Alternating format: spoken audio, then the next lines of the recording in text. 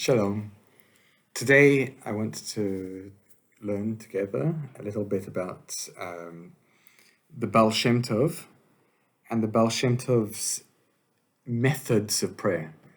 And if you know a little bit about the Baal Shem Tov or you research, you'll see that in all the different teachings attributed to him, right? He didn't write so much, but he taught a lot, or lots of people were inspired by him, and the focus of what he was teaching about is really how to pray and expanding what it means to pray, right? More than saying words from a book and fulfilling some kind of obligation, prayer becomes maybe the most central aspect of life, and it comes up in surprising places. So we're going to look at maybe the surprising aspects of Baal Shem Tov's teachings on prayer. And again, there's lots of teachings attributed to the Baal Shem Tov. They're collected in again, a commentary attributed to him on the Torah portion of Noach. So I'm going to read just a few bits and pieces about prayer from the Baal Shem Tov. Maybe let's start with a description of what ideal prayer could look like. Contemplate this. The world of speech speaks through you, and were it not so, it would not be possible to speak. Okay, there's a kind of divine, almost Platonic speech with a capital S. And every time we speak to each other, we speak in prayer, that ultimate speech is expressed, is manifested in this small act of speech. Right? I'm speaking to you now, but that's God's speech, in theory, speaking through me. This is the meaning of the verse, Adonai svatai tiftach, God, open up my lips. Right? It's God speaking through my lips. You are like a shofar, you are like a horn, and what is blown into you is the sound that comes out. If you remove yourself from the breath blown in, no sound will come out. Therefore, without the strength of the Holy Blessed One, you could neither speak nor think. And then you have this image of the shofar, right? It's like an ultimate act of speech. For example, prayer. It would be God praying to God through you. You're just a shofar, right? That's the ideal. And what can get in the way of that ideal? It's not letting yourself be a shofar. It's making an obstruction of yourself to yourself, right? Blocking yourself with just yourself. For example, distracting thoughts, not being there in times of prayer. And I'm talking about prayer, but this could be any kind of spiritual experience, or teaching, or learning, or kind of a sacred gathering with friends, with family. All these can be a sacred experience where you have to be there. You have to let the world of speech speak through you, and you might block yourself. If you block yourself, something's not right. Right? That's how he starts off explaining what's going on in prayer. The twist is that the difficulties can actually be positive. Okay, I'll read something else that the Baal Shem Tov says. There are times that you cannot pray, yet in such situations, you should not believe that you will not pray at all on this day. Rather, you should find even more strength and let more and more fear fall upon yourself.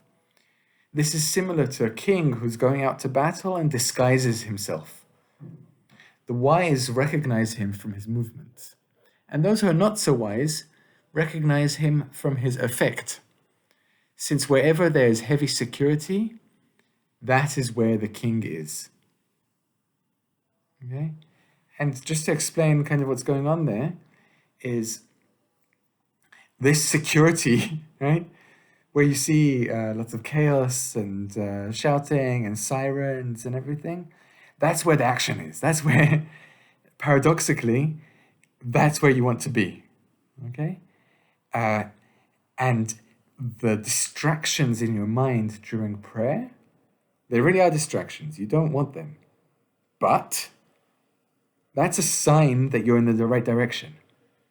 That's the security around the king. Okay, they're trying to obstruct you. They're trying to stop you from dvekut, from like really fusing with God in that moment. And if you have distractions, at the very least, that's a sign that you're going in the right direction. Let me just push that thought a little bit more. Okay, the Baal Shem Tov says, everything one sees should be a reminder of the Holy Blessed One. If it is love, one should recall the love of God. If it is a fear, one should recall fear of God. Even when one goes to the toilet, one should think, behold, I am separating bad from good, and the good will remain to worship here. May he be blessed. All such thoughts are divine unifications. And it seems like everything that happens to us can be a reminder of God. So there's no separation between, prayer, which is a holy time, and then going to work, or standing on a train, or going to the toilet. Right? It's not that that's unholy time. That's just a different reminder. It's not a distraction. That's what I want to say. It's not a distraction from God. It's an opportunity to see God in a different way. Right? There's lessons that we can learn, or things that we can remember when we go to the toilet, when we're standing on the train, when we're waiting in line in the supermarket.